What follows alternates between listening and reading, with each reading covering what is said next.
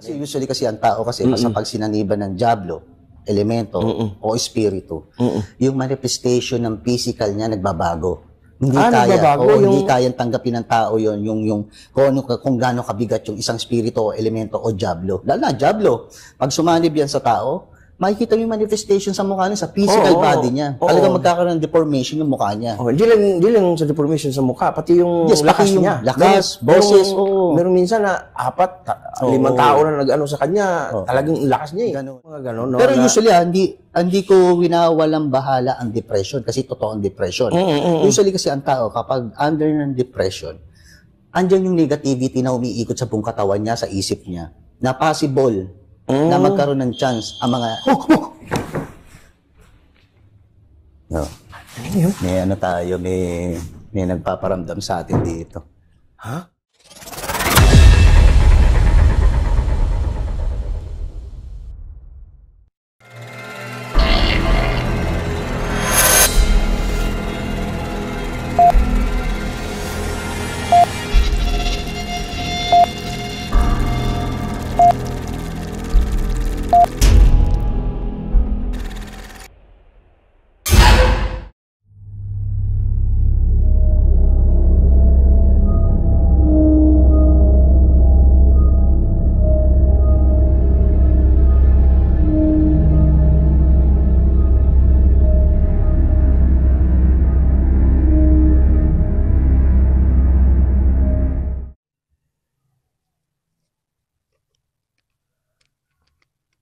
Magandang gabi po sa inyong lahat. Ito po ang inyong Shaman Tope.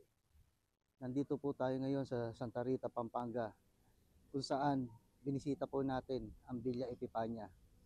Aalamin po natin kung ano yung katotohanan na bumabalot na kababalagan dito sa bahay na to. Kung may magpapakita ba o may magpaparamdam sa atin.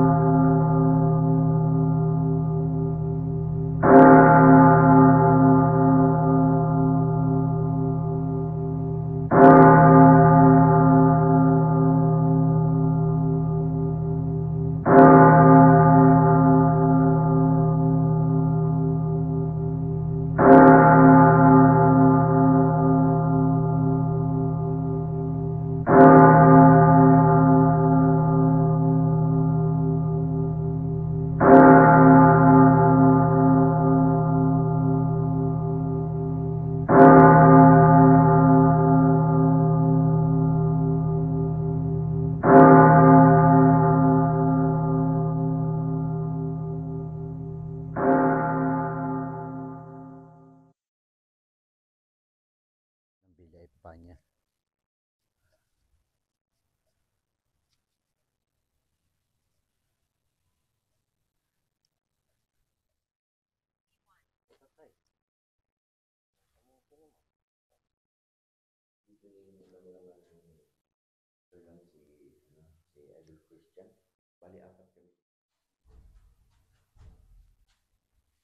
Grabe, luma na itong salamin na to.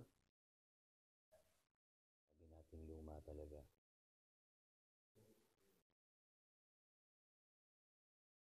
Tignan nyo naman yung chandelier. Sobrang luma talaga.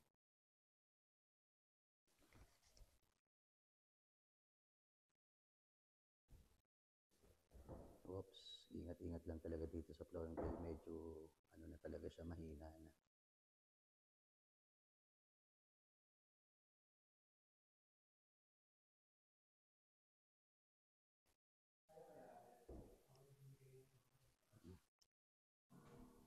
Kaya naman. Oo. Basta tungtungan mo lang itong mga ano na to. Oo. Dito ka tutungtong.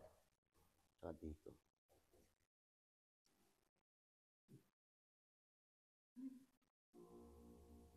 Yung piano tumutugtog.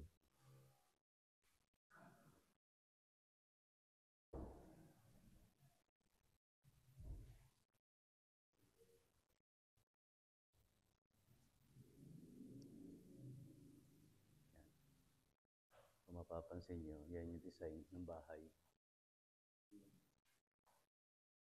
sobrang luma ng architectural design niya.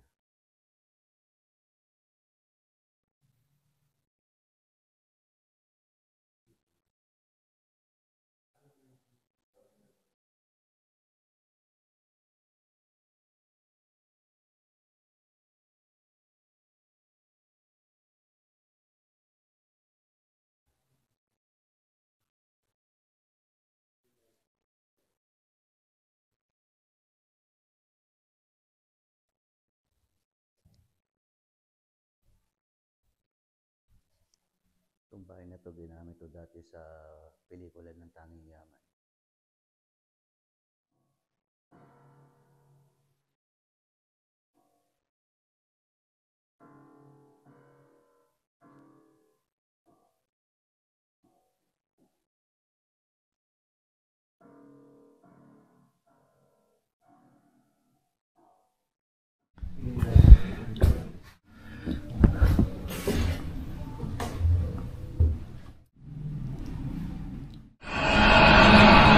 Hello?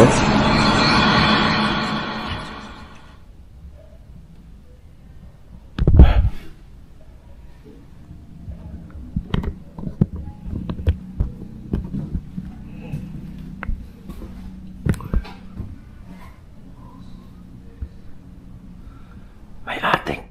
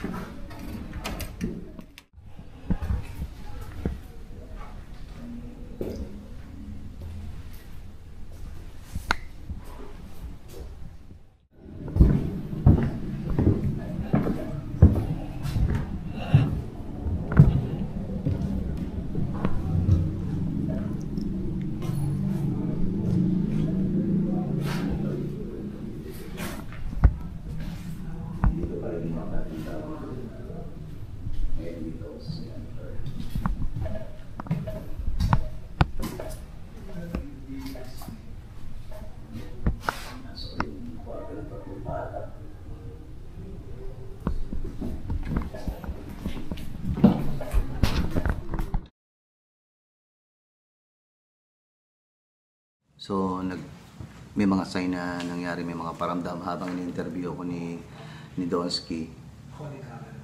Umilaw yung REM pad na dala namin. Ngayon, dito kami ngayon sa kwarto ng 3 bata. Dito naman natin gagawin yung second session. Subukan natin kung sila ba talaga yung nanditong nananatili or may iba pang kaluluwa na nakikitira dito. Yung kanina, di ba, session tayo sa master bedroom. So, may mga nangyari nga habang in-interview ako ni Donsky. So, napatunayan natin na legit talaga ang REM pad. So, ngayong gabi na to, ino-open ko yung energy ko. Kung totoo bang nanatili dito yung kaluluwa ng 3 bata or kung sino man yung totoong nakikitira dito sa bahay na to. Bad spirit ka man o good spirit ka man.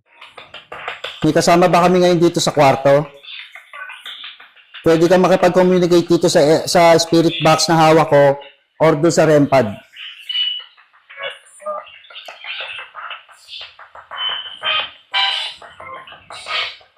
Binibigay ko sa inyo yung energy ko.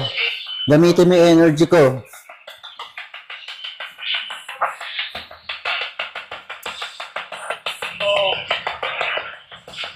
May kasama ba ka? Yan, oo, dito din siya nakaposto. Ligaw na kaluluwa ka ba? Sumagot na rin ba?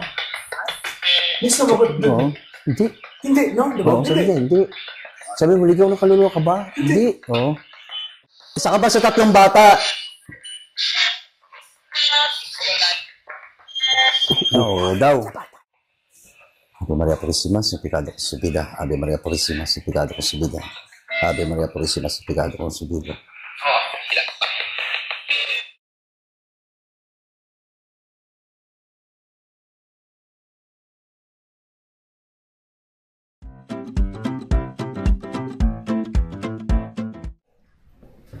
Putang ina.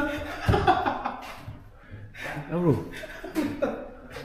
Hindi, nagulat ako sa'yo. nagulat ka na bro. Hindi na naka-block kaya ano pag gulat ako may gumalaw.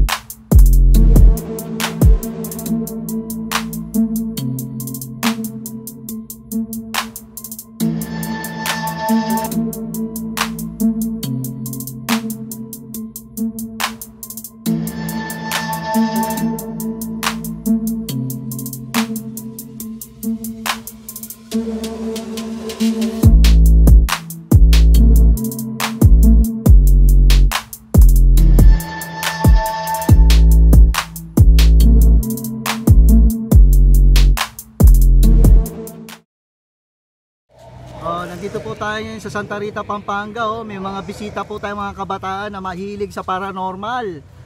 Ano po man sabi nyo? Santo Miguel! Yun, no? Salamat! Subscribe! Subscribe! Baba kuya! Ingat kuya! Ingat idol! Salamat! Ingat idol Yeah. na idol kita!